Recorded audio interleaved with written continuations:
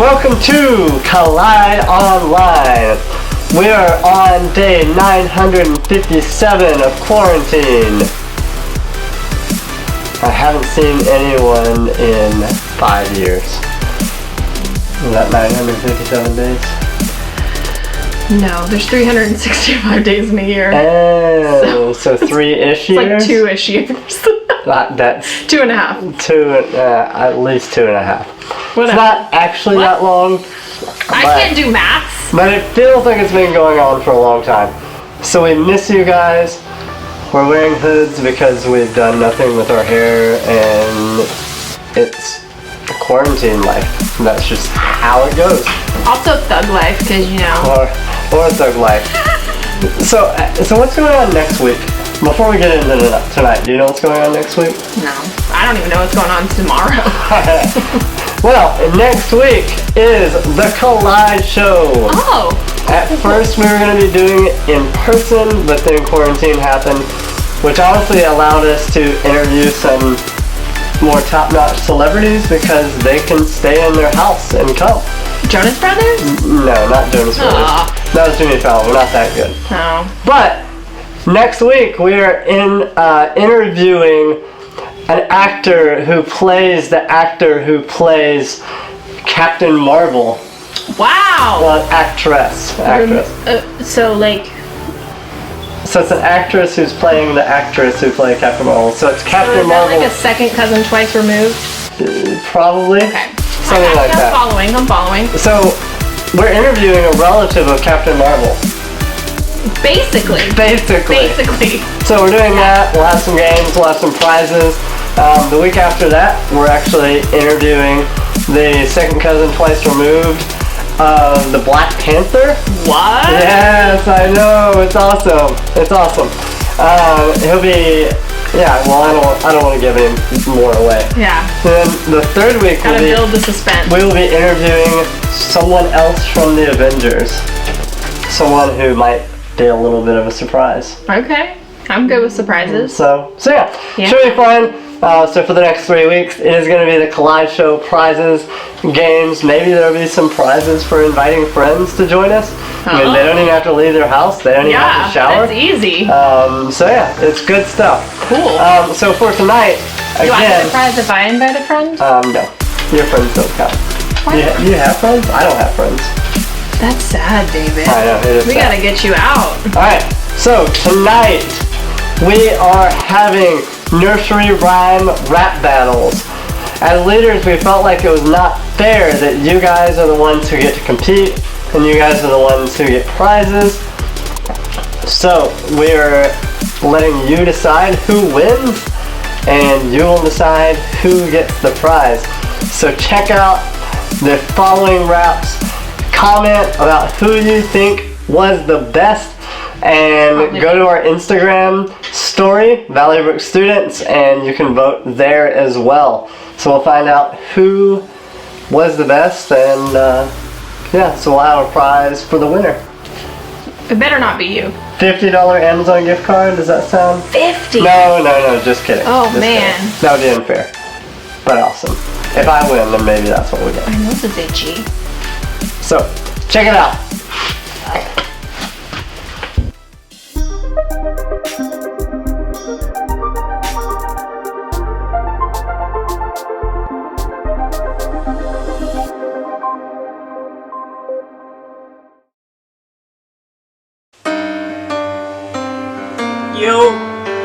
Yo, let me tell you a story about little Bo Peep.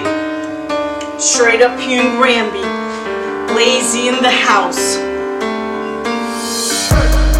Little Bo Peep has lost a sheep and doesn't know where they will be. Leave them alone and they'll come home, bringing their tails behind them. Little Bo Peep fell fast asleep and dreamt she heard them bleating. But when she awoke, she found it a joke, for they were all still flitting. Little Bo Peep, little Bo, little Bo, little Bo, little Bo, little Bo, little Bo, little Bo, little Bo. Yeah.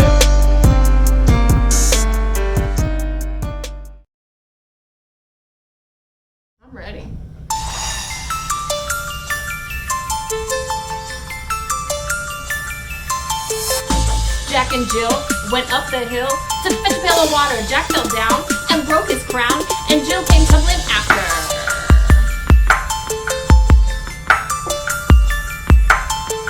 Then up got Jack and said to Jill, as in his arms he took her, brush off that dirt, for you're not hurt. Let's fetch that pail of water. Right, Jack? That's what you said. So Jack and Jill went up the hill to fetch a pail of water, took it home to Mother dear, who thanked the sun and moon.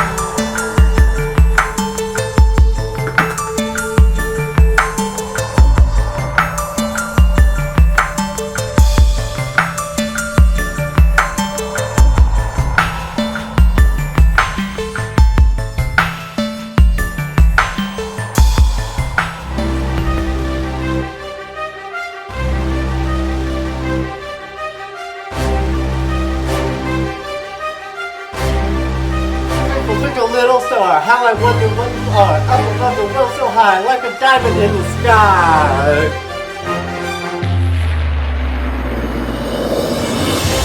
When the blazing sun is gone, when the nothing shines up on, when you'll show your little light, twinkle, twinkle all the night.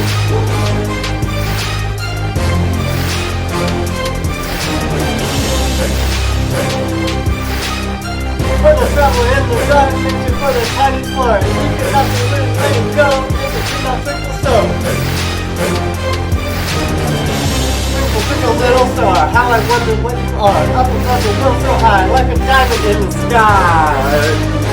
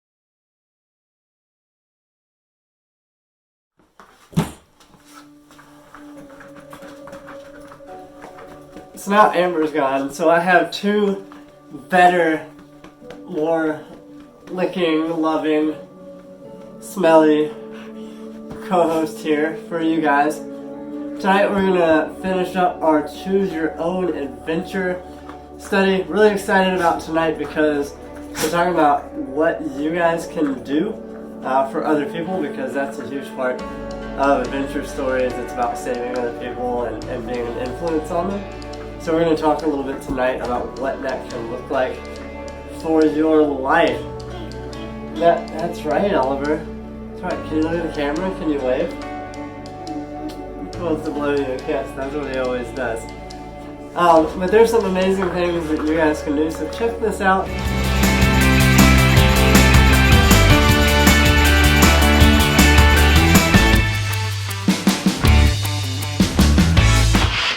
So tonight we're finishing up our Choose Your Own Adventure series. You know, when you're approaching the end of a great adventure series, whether that's Avengers, like Endgame, or they're talking about Harry Potter or Star Wars or Lord of the Rings or whatever, you're approaching the end and there's like an epic battle that has to take place.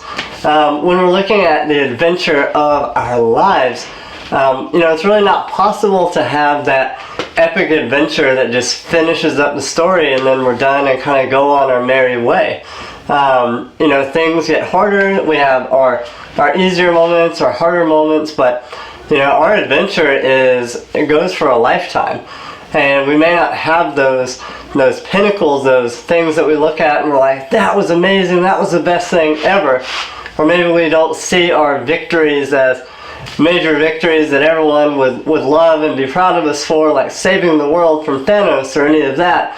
But our adventure is so important, and we can make such a difference in the world, today, in such a real way. So, today we're in the COVID-19 season. We're in quarantine. There's a lot of concern throughout the world. Some people more than others, obviously, but there are a lot of health concerns. It is a big deal because the world is shut down to a certain degree. We have to wear masks. We're living in quarantine and can't go and see people. So this is a big deal. When we add up all those problems and obstacles, maybe you're thinking, what in the world can I do? Where's my adventure? I'm stuck in my house with my parents and brothers and sisters and dogs constantly. I get it.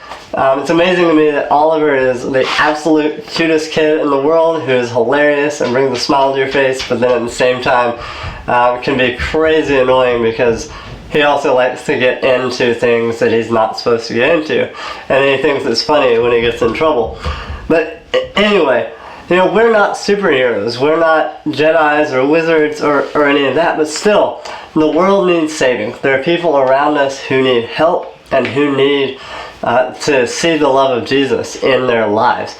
And that's something that we can do, something that we can give them.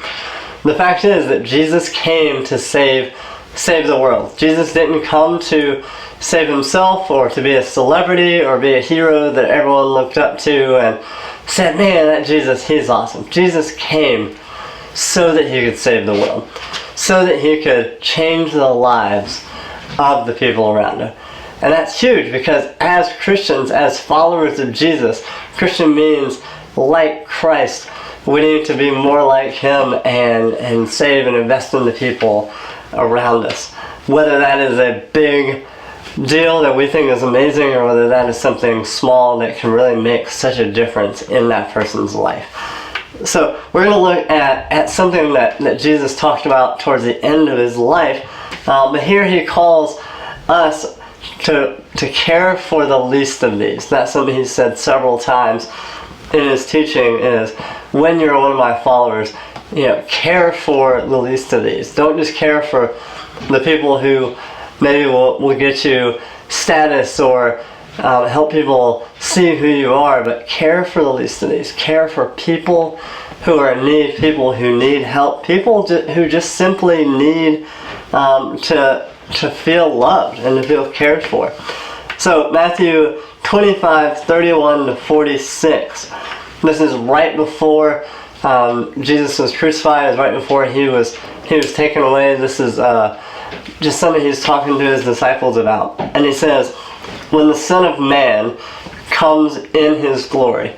So the Son of Man is Jesus. When he comes in his glory, all the angels with him, he will sit on the throne of his glory.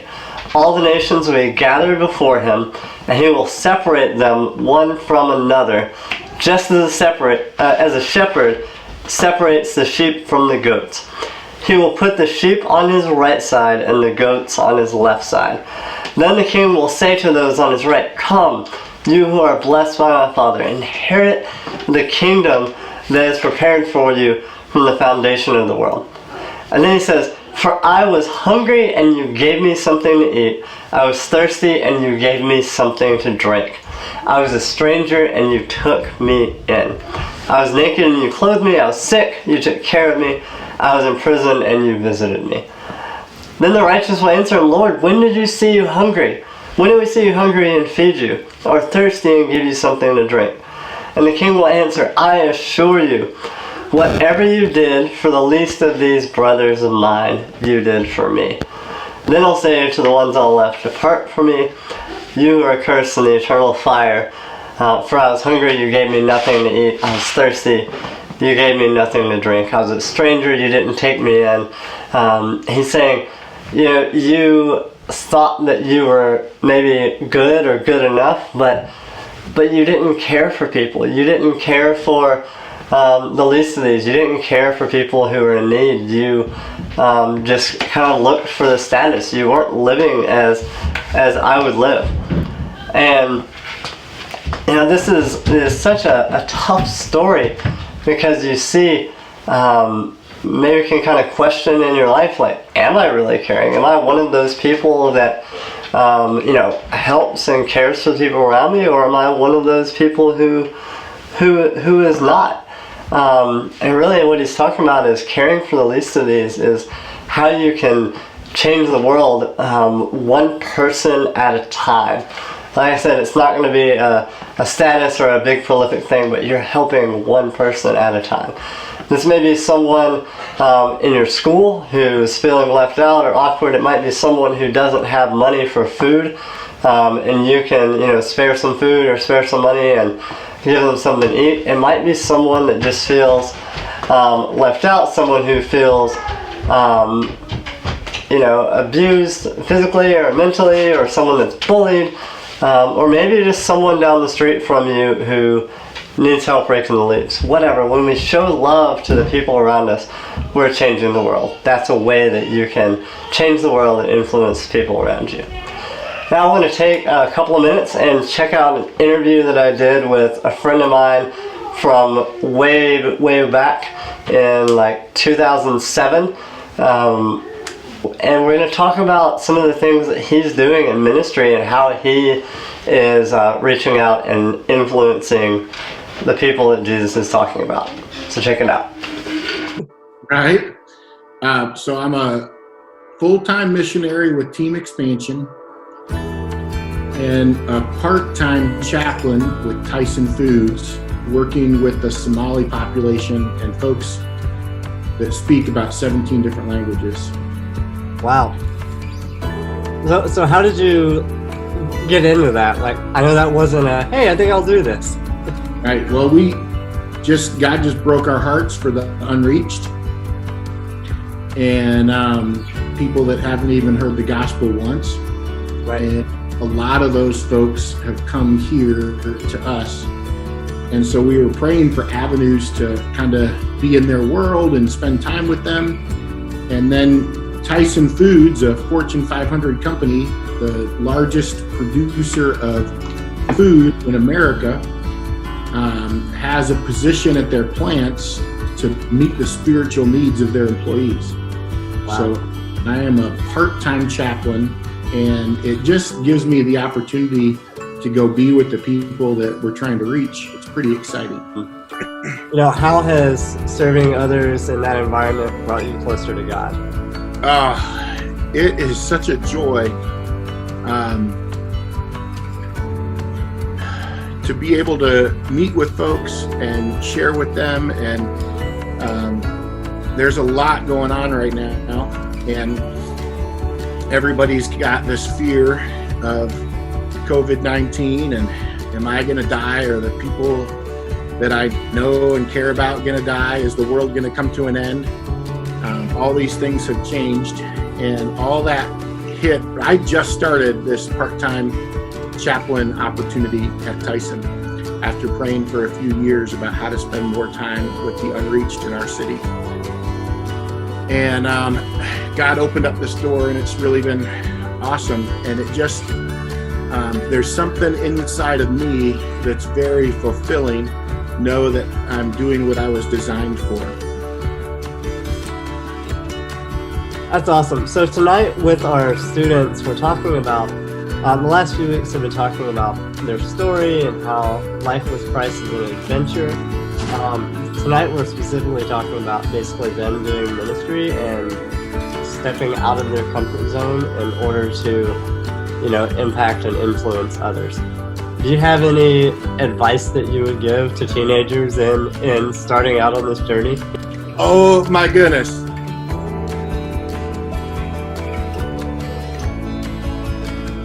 If you are going to survive this coronavirus COVID-19 outbreak, you have got to learn how to hear from God and have ears that hear. And then the rhino, because its eyes are so bad, its ears are like sonar. Like they know where to go based on what they hear, not what they see. And if we are going to follow God into ministry and live the lives that he wants us to live and do the things that he wants us to do and be the people of God that he created us to be, then we've got to be able to hear from him. God speaks. The question is, are we listening? We need to have ears that hear. So the second fun fact about the rhino is its eyesight is not very good, like I already said. Right. And so you need to have eyes that do not see the obstacles in our way, but only the opportunity. You need to be blind to all the hard things. You need to have kingdom eyes. Jesus said it this way: he who has ears, let him hear, and he who has eyes, let him see. We need to have eyes that see where the kingdom isn't. And we need to have a passion for God, that when we see or hear about a situation that is going on the planet where it is not on earth as it is in heaven, then that is a place where the kingdom isn't. And we need to take our light and go into the darkness, no matter what the cost. We need to be able to rhino through and not see the obstacles, but only the opportunities in order to get the light to where the kingdom isn't. So my question to you guys is, do you have eyes to see where the kingdom isn't? Chad had an amazing story there. I hope you guys enjoyed it. And he ended and he was just saying how we need to have eyes that see the will of God. We need to have ears that listen to God. And this is huge if you want to make a difference in the world, because God has to be the director. He has to be the one that's guiding you. And yeah, I know. It's a TV. Isn't it fine? Can you look at the camera? Hey. Yeah, anyway. So, it's so important to have those eyes to see and ears to hear what God's will is for your life. So there's 3 reasons why you should make a difference and why you should change the world around you. Why that should be your adventure. The first thing is because the world needs saving. There's a brokenness around us. There's people that are in need, and they're all around you, as we said earlier. The second reason is because you want to save the world, because you want to make a difference in the lives of the people around you. You want to be that hero. And the third thing is because caring for others makes you grow. Oliver, you're being distracting. Because caring for others makes you grow. When you invest in other people, that helps you grow in your relationship with God. It helps you grow as a person, and that's huge. As leaders, as me, your student pastor, and as your small group leaders, we want to help you grow. We want to see you grow. That's why we do ministry. That's why we meet for small groups. That's why we're doing video studies, and why I have my son here and my dog here making noise as well. Because we want to live life with you. So, if you guys are interested in doing a Bible study throughout the week, like another day, another night of the week, just for 20 or 30 minutes where we watch a video and talk about it and study God's Word, please let me or your student leader know. I'd love to kind of get that started. So let us know. Let us know how we can pray for you, how we can minister to you, and how we can invest in your life. Yeah, you went down? Yeah, just a minute. So enjoy time in small groups, and we love you guys. Miss you guys. Hey Waffle, you want to say bye? You want to say bye? Yeah, Waffle wants to say bye too. Enjoy small groups.